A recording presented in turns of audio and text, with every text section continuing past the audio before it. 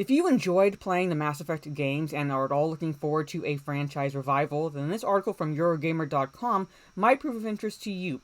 Hello, this is Mara Jade, I'm here with another video, and this article comes courtesy of my friend Stig, and it is entitled Mass Effect Returns, BioWare Talks Trilogy Tweaks, and Franchise Revival. So without further ado, let's dive into it so you can get an idea of what to expect for both. So here it is.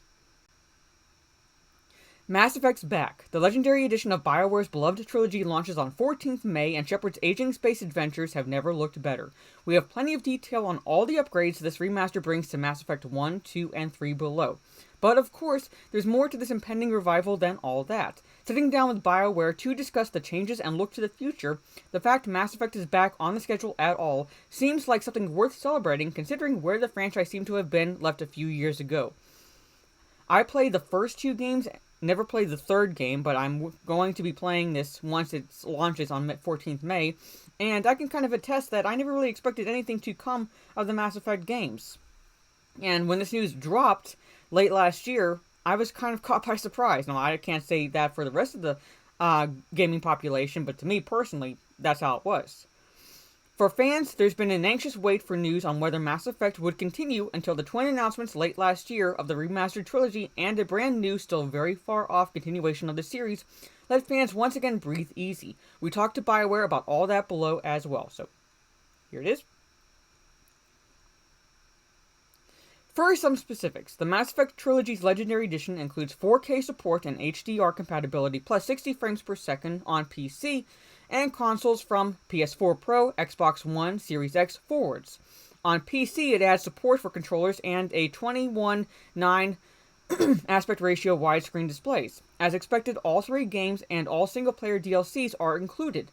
There's no multiplayer mode, no additional story elements, and no version yet for Nintendo Switch.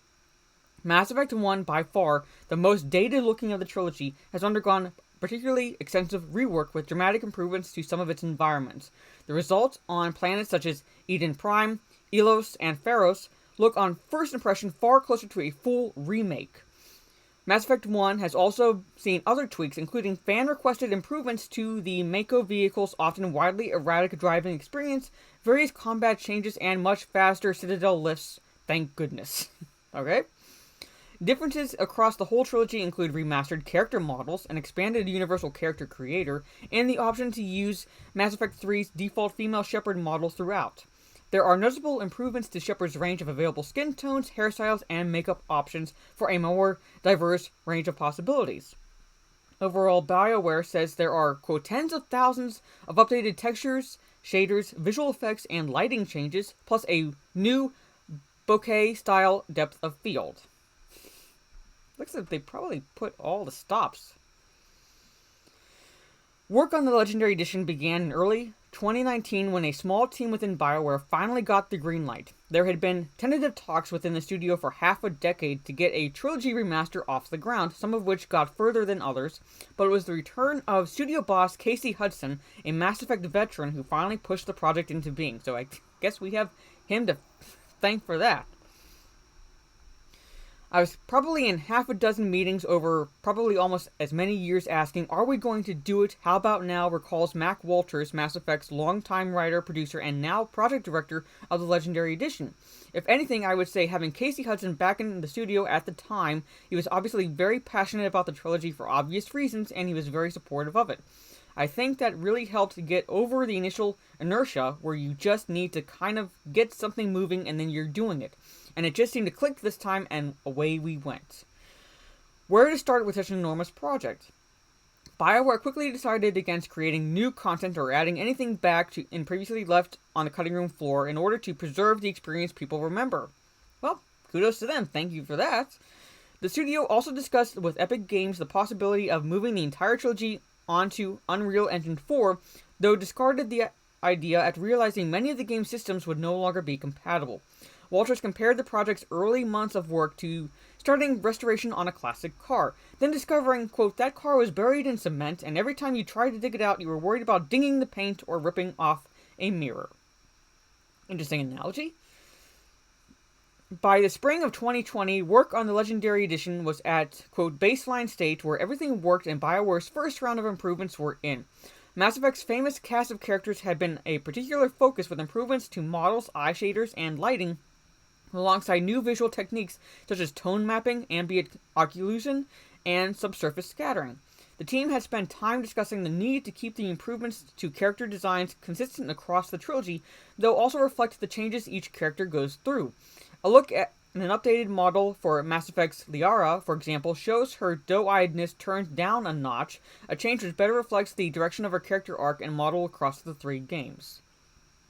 The Legendary Edition was also now content complete with a new single launcher to wrap all 3 games in one, plus all respective DLCs and other items unlocked. It's worth taking a moment to note the list of included editions here is nothing less than the full single-player package, from simple mission packs to full-blown expansions like Lair of the Shadow Broker, from individual promotional weapons to squad-made costume packs, and collector's edition bonuses.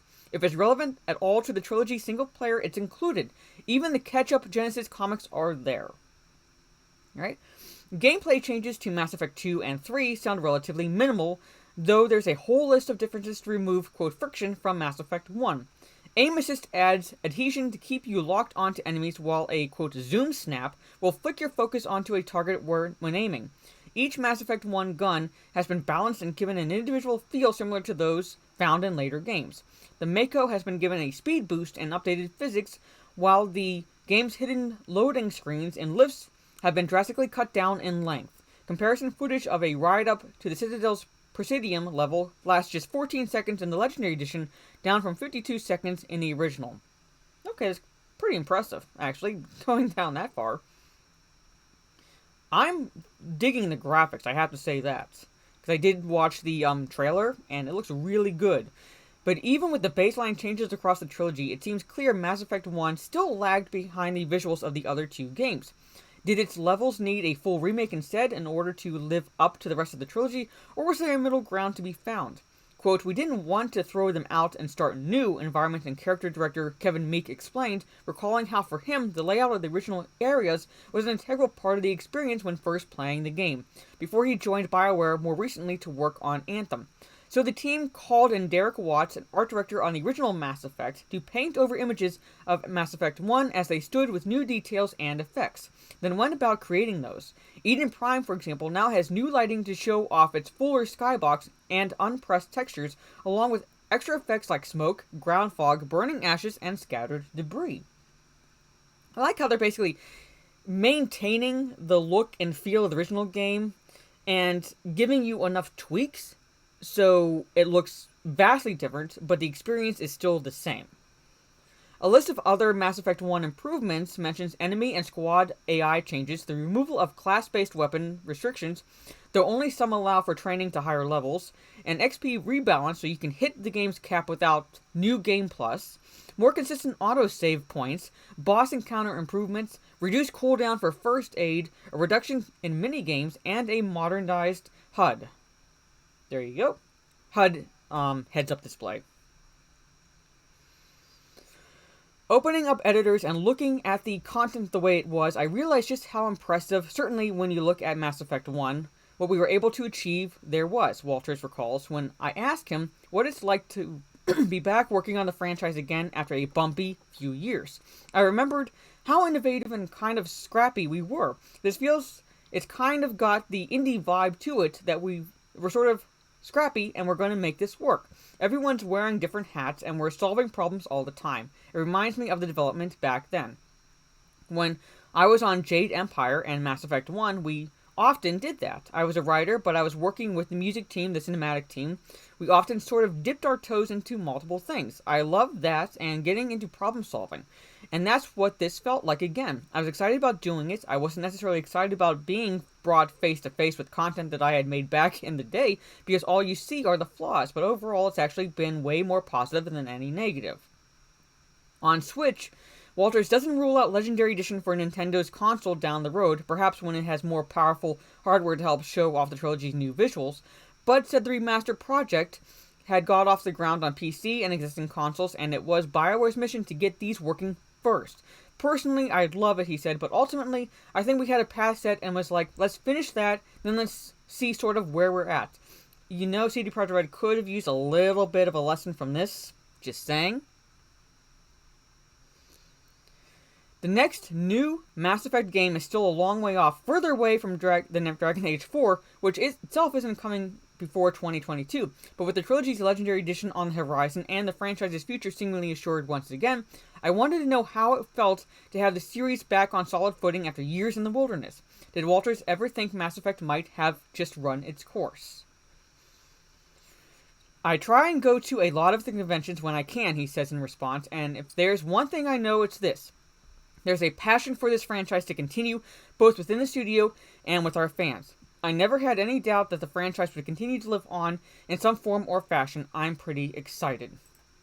The momentum of the IP is not something that's just going to stop, Meek adds. BioWare has these large IPs, fairly well-known brands, but sometimes I think people think we're bigger than we maybe are. And if we have a handful of projects on the go and we need the team to jump on to one project, maybe one of the IPs sits idle for a year or two.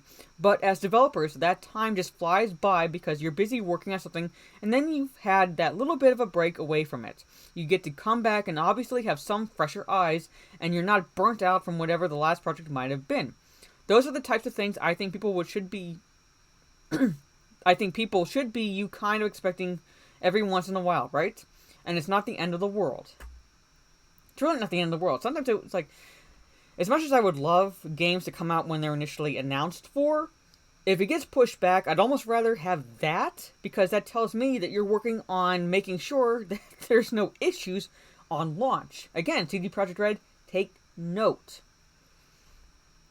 So what about the future of the Mass Effect, I asked. Will there be hints to it in the Legendary Edition, even just the odd note left lying around pointing to a future plotline?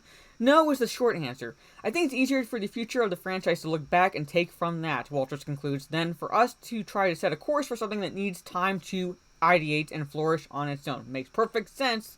So here it is. That's the article. That's what you can expect as far as the tweaks and a possible, likely at this point, franchise revival, but like the article states, that's going to be a ways down the road because they're working on Dragon Age 4, and that's not set to come out until 2022.